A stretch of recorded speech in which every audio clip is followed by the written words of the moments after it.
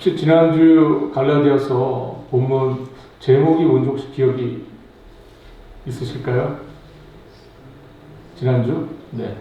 지난주에 중요한 성경 구절이 16절이었습니다. 5장 16절. 한번 같이 읽어볼까요? 5장 16절. 내가 이르노니 너희는 성령을 따라 행하라. 그리하면 육체의 욕심을 이루지 아니하리라. 왜 신자들이 성령을 따라 행해야 하는가 하는 부분을 지난주 본문에 저희가 살펴봤는데요. 오늘 본문에도 역시 25절, 저희가 첫 번째 읽은 25절 같이 한번 읽어보도록 하겠습니다. 만일 우리가 성령으로 살면 또한 성령으로 행할지니, 이렇게 시작하고 있죠. 그래서 지난주 본문도 성령을 행하라, 성령을 따라 행하라, 그런 메시지였고요. 오늘 저희와 여러분들이 살펴보는 첫 번째 시작되는 구절 역시 성령으로 행할지니라, 성령을 따라 행하라, 이렇게 말씀을 해주고 있습니다. 오늘 본문은 갈라디아서 마지막 본문이고요. 특별히 사도 바울이 갈라디아 교회에 보내는 이 편지에서 마지막 결론을 이야기하려는 본문입니다. 여러분들 뭔가를 이야기하실 때 중요한 얘기를 맨 앞에 합니까? 제일 마지막에 합니까? 상황에 따라 다르죠. 네. 중요한 얘기를 앞에 할 수도 있고 중요한 얘기를 끝에 할 수도 있습니다. 네. 아니면 양쪽 다 처음 시작할 때 얘기하고 또 마지막에 마무리하면서 또 얘기할 수도 있고요. 네. 사도 바울은 굉장히 중요한 얘기를 갈라디아서 마지막에서 오늘 하고 있습니다. 갈라디아 교회 공동체 전체를 향해서 주시는 아주 중요한 말씀을 오늘 본문에서 하고 있는데, 지난주에 살펴본 16절 말씀, 그리스도 예수의 사람들은 성령을 따라 행해야 한다 하는 그런 메시지를 줬는데, 오늘 보면 25절도 또 이렇게 말씀하고 있죠. 만일 우리가 성령으로 살면 또한 성령으로 행할지니라, 이렇게 말씀을 해주고 있습니다. 두 구절 다 성령으로 행하라 하는 말씀인데, 5장 16절에 있는 말씀은 죄와 싸우며 성령을 쫓아 행하는 개인적인 신앙, 한 개인의 신앙에 대한 것과 관련된 표현이에요. 그러니까 한 개인으로서 성령을 따라 행하라, 죄와 싸워서 이기라, 그리고 육체의 일을 이루지 말고 성령의 열매를 맺으라, 이런 개인적 차원에서 주신 권면의 말씀입니다. 그러나 오늘 보면 25절에서 시작되는 이 말씀은 교회 공동체 안에서, 교회 내 안에서도 성도들 간에 성령으로 살고 성령의 공동체를 이루어야 한다는 공동체적인 개념, 공동체에게 주는 그런 말씀이라고 볼 수 있어요. 5장 16절에 있는 말씀은 누구에게요? 개인에게. 이 25절의 말씀은 누구에게요? 교회 전체에게. 예, 교회 전체에게. 앞에 15절에서는 개인에게 성령을 행하라, 그래야 육체의 일을 이루지 아니하고 욕심을 이루지 아니하고 성령의 열매를 맺을 수 있다, 이 얘기를 했고요. 이제 25절에 와서, 5장 25절에 와서는 성령으로 행해야 이 공동체가 성령으로 역사하는 공동체, 성령으로 행하는 공동체 될 수 있다, 그런 이야기를 하고 있는 겁니다. 여러분, 우리가 한 개인이 하나님 앞에서 육체를 쫓지 않고 성령을 쫓아 행하는 것이 중요하죠. 네, 그게 굉장히 중요합니다. 마찬가지로 성도들 간에 더불어 살아갈 때에도 역시 성령으로 행해야 합니다. 그것을 사도 바울이 권면을 하고 있습니다. 저와 여러분, 오늘 말씀을 통해서 우리가 어떻게 하면 하나님의 교회, 하나님 운된 교회를 성령의 역사로 가득한 교회, 성령을 따라 행하는 교회, 성령이 함께하는 교회, 그러한 공동체를 만들 수 있을 것인가 하는 것을 오늘 본문을 통해서 저희가 배우게 될 겁니다. 6장 1절 말씀 한번 같이 읽어보도록 하겠습니다. 6장 1절 같이 읽습니다. 형제들아, 사람이 만일 무슨 범죄한 일이 드러나거든 신령한 너희는 온유한 심령으로 그러한 자들을 바로잡고 너희 자신을 살펴보아 너도 시험을 받을까 두려워하라. 네, 우리가 아무리 예수님 믿고 변화된 교회 공동체라 할지라도 죄에 넘어지고 또 범죄하는 형제가 있을 수 있습니다. 네. 우리 안에 누구든지 얼마든지 범죄할 수 있어요. 누구든지 죄를 짓는 일이 일어날 수 있습니다. 그때 우리가 한 공동체로서 어떤 마음이 듭니까? 옆에 계신 분이 죄를 지었어요. 범죄를 했습니다. 그러면 우리는 어떻게 해야 될까요? 어떻게 해야 됩니까? 옆에 계신 분 한번 보십시오. 그분이 지금 죄를 졌어요. 어떻게 해야 되죠, 이거를? 네. 아니, 예수 믿는 사람이 저럴 수 있어? 예수 믿는 사람이 어떻게 이럴 수 있어? 저 사람 거듭난 사람 맞아? 이렇게 하면서 조금 굉장히 불신, 회의 이런 거를 좀 나타낼 수도 있고요. 또 열심히 뭐 합니까? 이제는 허물을 막 이렇게 단점들 막 쪼아대는 거죠. 예. 막 허물을 이야기하고 막 비난하고 정죄하고 막 이러는 겁니다. 예. 그렇게 또 반응할 수도 있고요. 내 그 사람 그럴 줄 알았어. 진작부터 내가 알아봤어. 뭐 이렇게 하는 경우도 있어요. 또 어떤 경우는 이게 그 사람 죄를 짓든 말든 나랑 무슨 상관이야. 관계없는 일이야. 무관심. 네. 그렇게 또 우리가 반응할 수도 있습니다. 나는 죄 안 짓고 살면 되지. 뭐 저 사람 죄를 짓든 말든 나 뭐 그렇게 크게 관련이 있겠어. 네, 그런 행동을 보이는 겁니다. 그러나 이 부분에 대해서 사도 바울이 뭐라고 우리에게 말을 하고 있습니까? 사람이 만일 뭐하면 무슨 범죄한 일이 드러나거든 뭐하라고 그러죠? 예, 온유한 심령으로 뭐하라? 뭐라 그래요? 온유한 심령으로 그러한 자를 뭐하라? 바로 잡아주라 그럽니다. 바로 잡아주라. 회복시켜주라 그런 뜻이거든요. 이 바로 잡아주라는 뜻이 회복시켜주라. 그러나 여러분 죄로 인해서 삐뚤어진 그 사람을 붙들고 도와서 회복시키는 일이 여러분들 어떻습니까? 네, 힘들죠. 예, 힘듭니다. 네. 예, 그 사람을 회복시켜주기 위해서는 어떤 일들이 필요합니까? 일단 그 사람이 뭐가 문제인지 죄를 지적해줘야 돼요. 그죠? 예, 당신이 뭐가 잘못된지 알려줘야 그 사람을 회복시켜주죠. 그런데 이 죄를 알려주는 일, 당신의 죄는 이거야. 이 말해주는 거 쉬운 일입니까? 큰일 납니다. 그랬다가는요. 싸움 나요. 싸움 나. 쉬운 일이 아닙니다. 쉬운 일이 아니에요. 어떤 부분에서는 그 사람을 깊이 이해해주고 또 따뜻한 마음으로 감싸주고 때로는 용서의 마음으로 또 가까이 다가가야 합니다.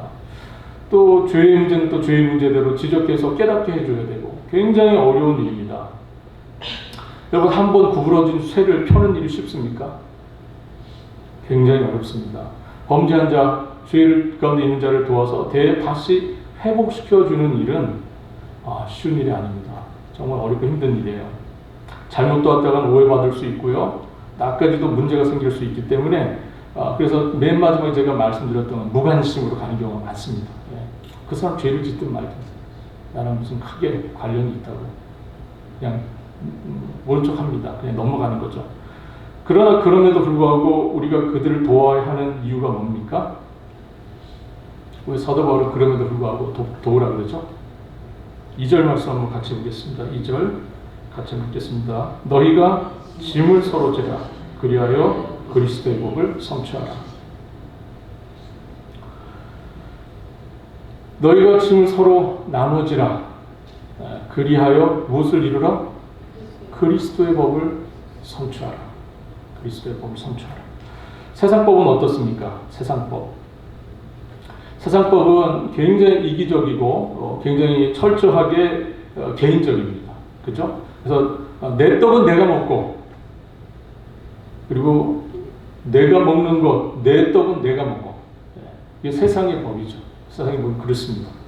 자기가 잘못했으면 자기가 책임지고 끝나고 뭐 자기가 살든지 죽든지 뭐 그렇게 해결해야지 내가 옆에서 거둘 이유가 없다. 거둘 필요가 없다. 그렇게 생각을 합니다. 이게 세상법이에요.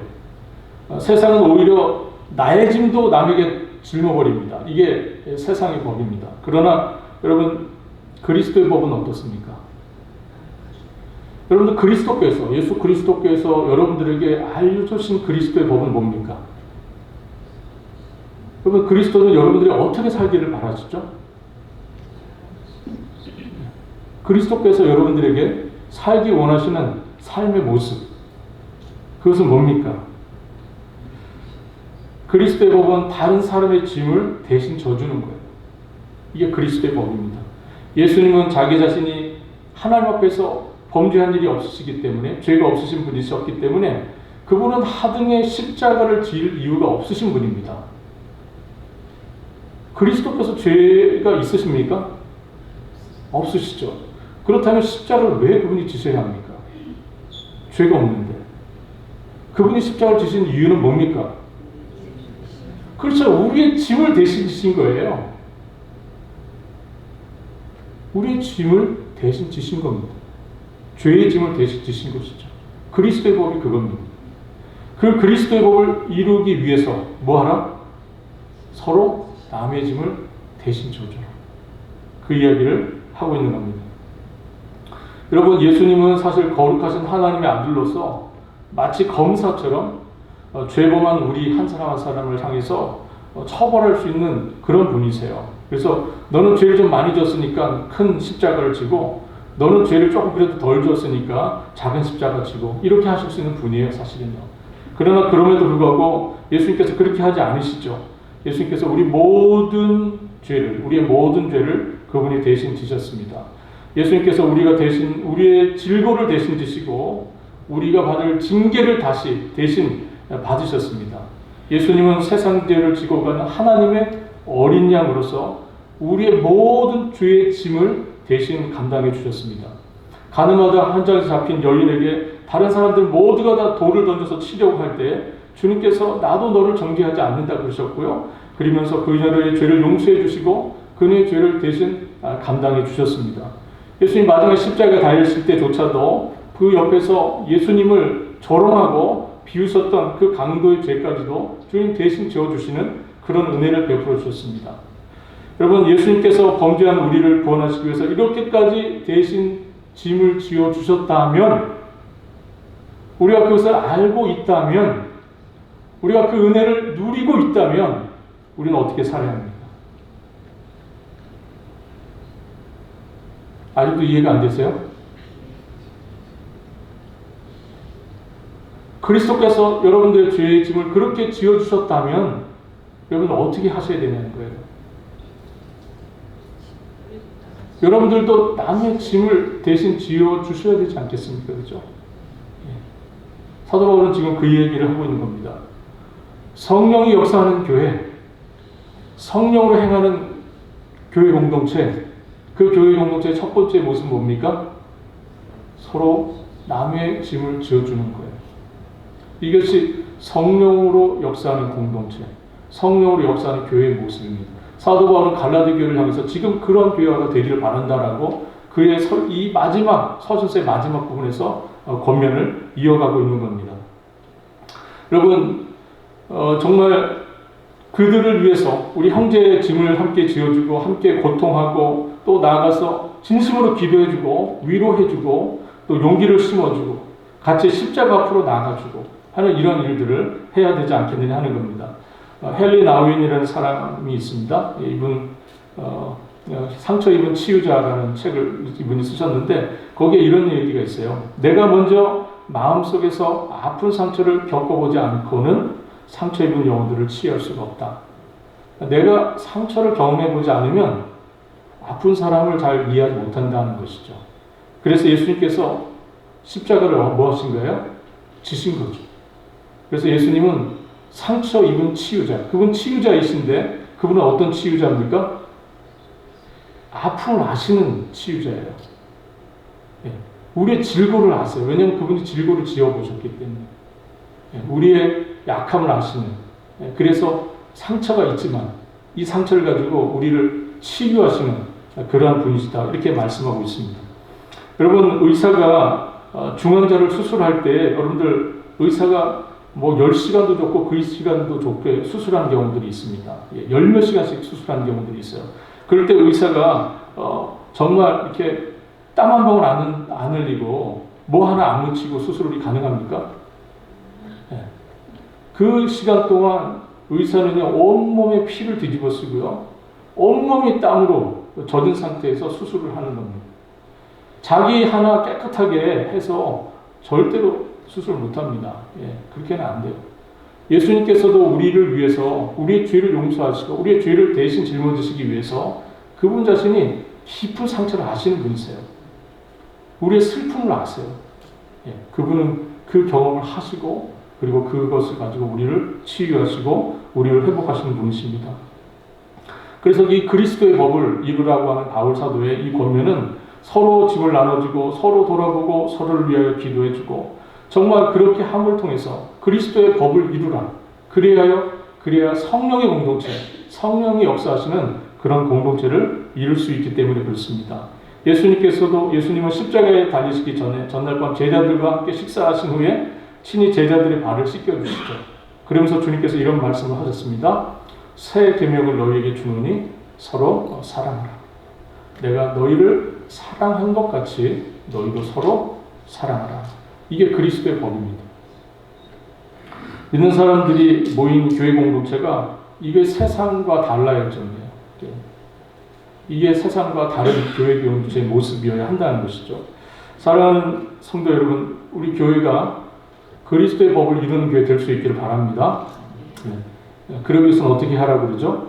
서로 짐을 나눠지라. 이렇게 권면하고 있습니다.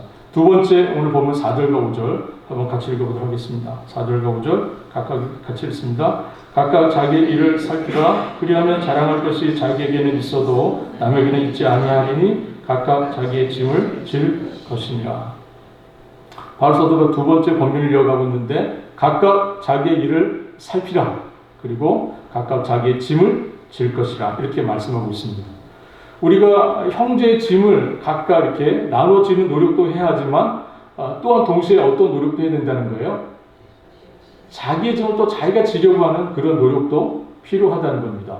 내가 형제의 짐도 대신 지어주려고 해야 하지만 또 한편으로는 내가 스스로 나의 짐을 또 내가 지려고 하는, 내 짐을 내가 또 부담하려고 하는 그러한 자세가 또한 있어야 한다는 것입니다. 바울 사도가 동시에 두 가지를 같이 얘기하고 있죠. 어떻게 보면 이게 각각 다르게 이야기처럼 들릴 수 있는데 사실은 이것은 하나의 이야기를 하는 것이죠. 하나의 이야기를 하는 겁니다. 누가 이렇게 하셨습니까? 남의 짐을 짊어지시면서 또한 자기의 짐을 지셨던 분이 누굽니까? 그렇죠. 우리 주 그리스도께서 그렇게 하신 겁니다. 우리 주님께서 우리의 짐을 대신 짊어지시고 우리의 짐을 우리에게 넘기셨습니까? 그렇지 않으시죠.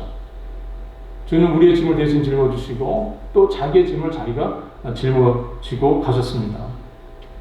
그러면서 주님께서 십자가에서 다 이루셨다고 말씀하셨고요. 자신의 사명과 책임을 다하셨다고 그렇게 말씀하고 있습니다. 그러므로 우리가 할 수 있는 대로 우리도 뭐 해야 합니까? 남의 짐을 대신 짊어지고 또한 나의 짐을 내가 감당하려고 하는 그런 모습, 그것이 우리에게 필요하다는 것입니다. 1절 하반절에 사도 바울이 이렇게 얘기합니다. 너 자신을 살펴보아 너도 시험을 받을까 두려워하라. 너 자신을 살펴보아 너도 시험을 받을까 두려워하라. 이렇게 말합니다. 우리는 다른 사람의 문제를 볼 때에 자신은 그런 문제에서 자유로울 줄 생각하지만 사실 그렇지 않죠. 우리도 뭐합니까? 연약하기 때문에 우리도 다른 사람들과 똑같은 죄에 빠질 수 있고 또 똑같은 죄로 넘어질 수 있기 때문에 그렇습니다. 그래서 너 자신을 살펴보아 너 자신도 시험을 받을까 두려워하라. 이렇게 권면을 하고 있는 겁니다. 그러므로 항상 우리가 우리 자신들을 돌아보는 일, 그리고 자신을 살피는 일, 시험에 들지 않도록 하고 두렵고 떨리는 마음으로 하나님 앞에서 살아가는 일, 그 일이 우선적으로 필요하다는 것이죠. 3절을 보겠습니다. 만일 누가 아무것도 되지 못하고 된 줄로 생각하면 스스로 속임이라. 잘 보십시오. 만일 누가 아무것도 되지 못하고 된 줄로 생각하면 뭐예요? 스스로 속임이라. 4절에서도 각각 자기의 일을 살피라. 그리하면 자랑할 것이 자기에게는 있어도 남에게는 있지 아니하리라. 이렇게 말씀합니다. 이 4절의 의미는 이거예요. 자기를 잘 성찰해서 자기 성찰에서 나오는 자기 자랑은 정당한 거예요. 내가 내 자신을 살펴보아서 내 자신에게 자랑거리가 있는 것은 정당합니다. 그러나 남과 비교해서 우쭐대는 자랑은 정당하지 않다는 그런 뜻입니다. 사람은 자신이 잘하고 성공한 일에 대해서는 어찌하든지 뭐 하고 싶어요? 자랑하고 싶죠. 오늘 오다가 뭔가 좀 잘한 일 있으면 누가 알아봐줬으면 좋지 않습니까? 그죠? 그런 마음이 우리에게 있어요. 그런 바람이 있습니다. 비교 경쟁하면, 지난 제가 설교 중에도 한번 말씀드렸던 것 같은데, 여러분, 비교 경쟁하면 두 가지 감정이 생깁니다. 첫 번째는 뭐냐면, 불필요한 우월감이에요. 여러분 보십시오. 여러분들보다 조금 못한 사람과 자신을 비교하다 보면, 뭐가 생겨요, 내가 좀 잘났네, 이런 생각 들잖아요. 쓸데없는 우월감이죠. 그죠? 그런데 이게 항상 그렇게 비교가 됩니까? 나보다 좀 잘난 사람이 있어요. 그럼 그 사람하고 나 비교하면 나는 어떻게 됩니까? 뭐가 되죠? 왠지 패배감이 들어요. 이게 비교할 때 생기는 일입니다. 우리가 비교하며 경쟁할 때 이 두 가지 쓸데없는 감정이 우리를 사로잡아요. 불필요한 우월감, 불필요한 패배감. 그러므로 우리는 어떻게 합니까? 자기 자신을 살피고, 각각 자기의 일을 살피고, 자랑하고 싶어도 좀 참고, 자랑하고 싶은 일이 있어도 좀 참고, 뭐 하라는 거예요? 하나님의 인정의 때를, 하나님의 칭찬받을 때를 기다리라. 우리 주님이 모르지 않으세요? 우리 좀 모르실 것 같습니까? 여러분들이 기특한 일 하고 계시면 다 보고 계세요. 그러지 않으세요? 그 확신이 없으세요? 여러분들 기특한 일 하고 계시면 우리 하나님 다 보고 계신다고요. 아유, 잘하고 있구나. 이렇게 보고 계세요. 그런데 내가 꼭 이거 좀 인정받고 싶어가지고 꼭 이거 보고 얘기하고 티를 내고 자랑하고 막 이러면 어떻게 되는 겁니까? 거기서 문제가 생기는 거예요. 그래서 뭔가 좀 내가 기특한 일 하고 있다 싶은 생각이 들면 하나님 이거 다 보고 계시지 이렇게 생각하세요. 하나님께서 다 헤아리십니다. 헬리나오는 아까 그분 얘기를 했는데 그분이 이런 얘기를 했어요. 내가 겸손하게 내 자신 안으로 물러나면 비로소 내 안에는 다른 사람이 마음을 놓고 들어올 수 있는 공간이 만들어지게 된다 그랬어요. 여러분, 내가 내 자신의 자랑거리가 많아서 잔뜩 내 앞에 모든 걸 내려놓고 내 자랑할 거리를 늘어놓고 내려놓고 하면 그 사람 앞으로 누가 다가갈 수 있겠습니까? 다가갈 수 없죠. 다가갈 수 없습니다. 어떻게 해야 됩니까? 자갈 것 뒤로 안으로 밀어넣어야 돼요. 그래야 이 안에 공간이 생기고 이 앞으로 사람이 올 수 있게 된다 하는 겁니다. 여러분, 우리가 자랑할 것을 다 자랑하고 뽐낼 것 다 뽐내고 할 말 다 하고 그래서 자기 자랑과 자기 자부심으로 가득 차면 다른 사람들이 우리 가운데 들어올, 이 공동체 안으로 들어올 그럴 여지가 없습니다. 그렇게 되면 우리가 각각 자기 일을 돌아보고 자기 일을 해야 하는, 그리고 또 서로 돌아보고 하는 이 성령의 공동체를 이루는 일이 어려워지게 됩니다. 여러분, 우리는 어느 순간부터는 이렇게 좀 물러나야 돼요. 좀 겸손하게 뒤로 좀 물러나 계셔야 돼요. 그러면 하나님께서 우리 가운데 많은 역사들 하십니다. 근데 내가 너무 자랑할 게 많으면요, 자랑 많이 하는 사람 앞에 가면 여러분들 어떠세요? 자랑 많이 하는 사람. 그분 앞에 가면 어떤 생각이 드세요? 이 사람과 더 친하게 지내야지? 그런 생각 드세요? 저는 가까이 될 사람이구나. 그런 생각이 드십니까? 너무 잘나지 가면 가까이 힘들다고요. 힘들어요. 그럼 그리스도의 복을 못 이룹니다. 그리스도의 복은 그렇게 이루어지지 않아요. 겸손하게 뒤로 약간 물러나 계시면 그리스도의 복이 이루어집니다. 마지막 본문 세 번째인데요. 6절 말씀 한번 같이 읽어보도록 하겠습니다. 6절입니다. 가르침을 받은 자는 말씀을 가르치는 자와 모든 좋은 것을 함께하라. 우리가 어떻게 하면 성령이 역사하는 교회, 성령이 행하는 교회 공동체를 이룰 수 있을 것인가. 마지막 세 번째는 길과 있는 대로 모든 사람들에게 선한 일을 행하는 자세가 필요하다 하는 겁니다. 사도 바울은 성도들 간에 좋은 것을 함께 나누라고 그렇게 권면을 하고 있습니다. 여기서 좋은 것은 뭘까요? 좋은 것. 그래서 좋은 것은 뭘까요? 그것은 영적인 것뿐만 아니라 당연히 영적인 것을 포함하겠죠. 뿐만 아니라 물질적인 것, 정서적인 것, 또는 심정적인 것, 이런 모든 것들을 다 포함합니다. 그래서 사도행전 2장을 보면 예루살렘 초대교회의 모습이 소개되어 있습니다. 그 교회가 보여주는 특징적인 모습은 뭐죠? 그 사람들은 어떻게 했습니까? 사도행전 2장에 성령이 임하셨고요. 예. 그리고 예루살렘 교회가 시작이 됐습니다. 그러한 그때 그 교회의 모습은 뭐였어요? 이 사람들이 모든 물건을 가지고 와서 뭐 했습니까? 서로 통용했다. 예. 나눠 썼어요. 예. 필요한 사람들이 있을 것 같아서 갖고 오고요. 예. 필요한 사람 쓸 수 있도록 배려했습니다. 심지어는 자기 자산을 팔아서 각각 나눠주는 일도 일어났었어요.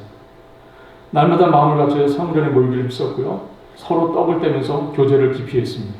사랑을 나눴어요. 그럴 때 예루살렘 교회는, 초대교회는 많은 시련과 환란과 핍박이 현실적으로 있었지만 그들이 함께 아픔을 견디고 함께 어려움들을 이겨나갈 수 있는 그런 훌륭한 교회, 그런 아름다운 교회가 될 수 있었습니다. 마찬가지로 우리도 함께 좋은 것을 서로 나눌 때에 우리가 어려움을 함께 이겨나갈 수 있고요.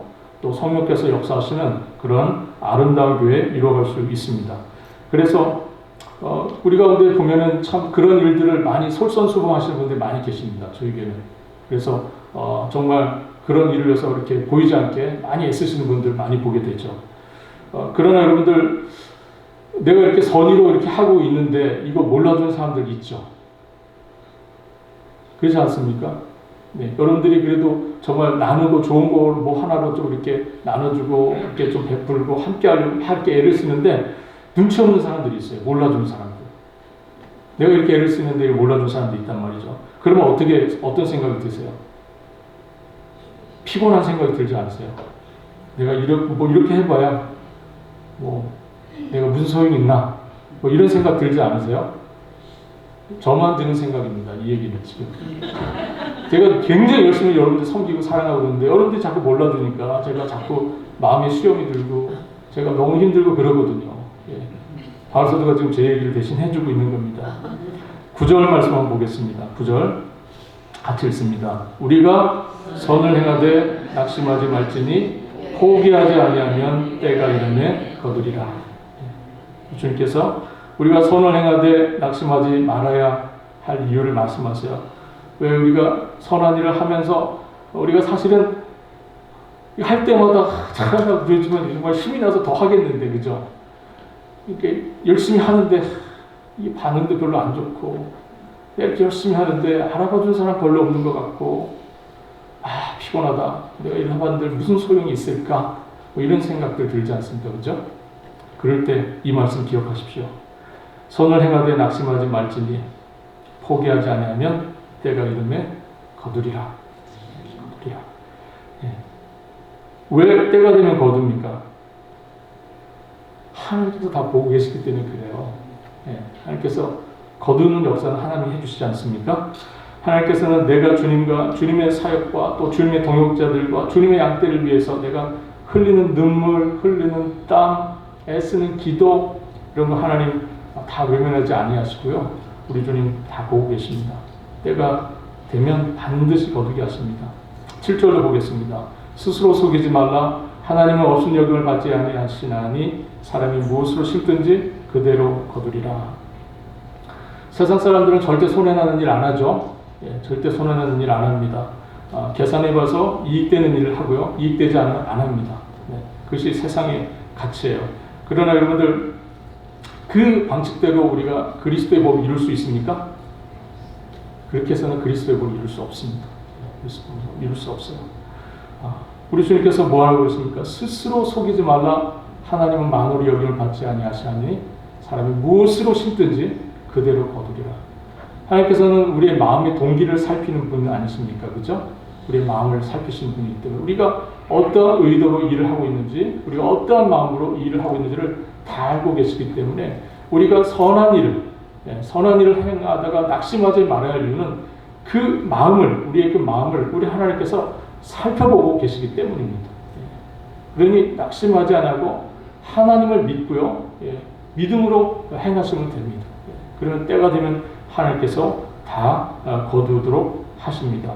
10절 말씀 한번 같이 보겠습니다. 10절. 그러므로 우리는 기회 있는 대로 모든 이에게 착한 일을 하되 더욱 믿음의 가정들에게 할지니라.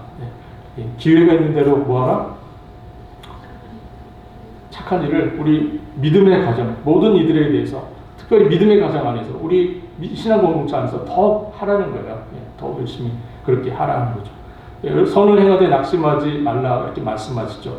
여러분, 우리가 선한 일을 하는데 당장 거두지 못해도 낙심하지 않아야 합니다. 여러분들, 우리가 40대 못 거두면 50대 거두게 되고요.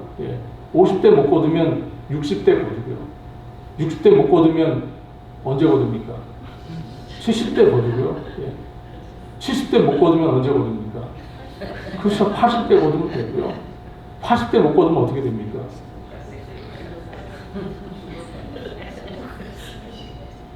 90 나왔습니다. 그럼 90에 거두면 되고요. 90에 못 거두면 어떻게 하면 됩니까? 네, 우리 지금 천국 갈 생각이 없어요. 그죠? 100세 거두면 돼요. 100세 못 거두면 또 어떻게 하면 됩니까? 한 10년 더 기다리면 되죠. 우리 주님께서 다 헤아리고 계세요. 그러니까 믿음을 잃지 마시기를 바랍니다. 사람은 언젠가 자기가 있는 자리 떠나게 됩니다. 자기가 있는 자리 떠나게 돼요. 내가 나름대로 열심히 가꾼 거고 영원하지 않습니다. 언젠가는 다 떠나게 돼요. 그때 무엇이 남겠습니까? 흔적이라는 게 남겠죠. 흔적이라는 게 남을 겁니다. 내가 소유한 것, 내가 쟁취한 것, 내가 쌓은 것, 그거 다 없어집니다. 근데 그러나 무엇이 남습니까? 무엇이 남게 될까요? 남에게 베푼 것, 남의 짐을 대신 짊어준 것, 짊어져준 것, 다른 사람을 섬긴 것, 말없이 소리 없이 선한 일을 해놨던 그 모든, 주님의 이름으로 했던 모든 것들, 그것들은 남습니다. 왜 남습니까? 하나님이 기억하시기 때문에. 하나님이 기억하시기 때문에 그건 남는 거예요. 그것은 눈에 보이지는 않을 겁니다. 손에 잡히지도 않을 거고요. 그러나 여러분들, 우리들의 마음속에, 무엇보다도 하나님의 마음속에 그런 것이 남아있겠죠. 그래서 할 수 있는 대로 너희는 베풀고 섬기고 또 착한 일을 하는 일을 최선을 다하여 감당하라. 그것이 바로 뭐가 역사하는 교회입니까? 성령이 역사하는 교회예요. 성령이 역사하는 교회. 이제 마지막으로 11절로 18절까지 사도 바울은 이 갈라디아서의 결론을 이야기합니다. 여기서 사도 바울이 아주 중요한 거 하나 얘기하는데, 그것은 바울의 자랑입니다. 내가 무엇을 자랑하고 있는지 그것에 대해서 이야기하죠. 14절 한번 같이 읽겠습니다. 14절. 그러나 내게는 우리 주 예수 그리스도의 십자가 외에 결코 자랑할 것이 없으니 그리스도로 말미암아 세상이 나를 대하여 십자가에 못 박히고 내가 또한 세상에 대하여 그러하리라. 갈라디아 교회의 문제는 할례주의자들, 그죠? 율법주의자들이 와서 할례를 자랑하고 할례를 받아야 한다고 막 얘기했던 사람들이에요. 육신의 행위를 자랑하는 사람들. 그런 사람들로 인해서 교회가 어려움을 당하고 있었습니다. 갈라디아 교회는. 그 교회를 향해서 사도 바울이 이 갈라디아서를 기록했고, 이제 갈라디아서를 마무리 짓는 이 결론부분에 와서 바울사도가 지금 나는 무엇을 자랑한다고 얘기합니까? 나는 내 몸에는 할례를 자랑한다 그럽니까? 나는 바리새인으로서 율법에 정통하고 율법에 대해서 최선을 다해 살았고 율법을 어느 누구보다 열심히 지켰던 나의 지나간 과거를 자랑한다고 얘기합니까? 그 얘기하지 않습니다. 그 얘기하지 않아요. 사도 바울은 무엇을 얘기합니까? 그리스도의 십자가를 나는 자랑한다. 그 이야기를 하고 있습니다. 15절 보겠습니다. 할례나 무할례가 아무것도 아니로되 오직 새로 지으심을 받은 것. 오직 새로 지으심을 받은 것이 뭡니까? 뭐가 오직 새로 지으심을 받은 것입니까? 이것은 무엇을 의미하는 거죠? 우리가 거듭난 것. 우리가 새로운 생명을 얻은 것. 그것을 얘기하는 겁니다. 예수 그리스도의 십자가의 공로로 새로운 생명을 얻게 된 것. 영원한 삶을 얻게 된 것. 영원한 소망을 얻게 된 것. 그렇죠? 오직 새로 지으심을 받은 것, 곧 우리가 거듭나게 하신 그것만이 뭐하다? 중요하다. 그것만이 중요하다.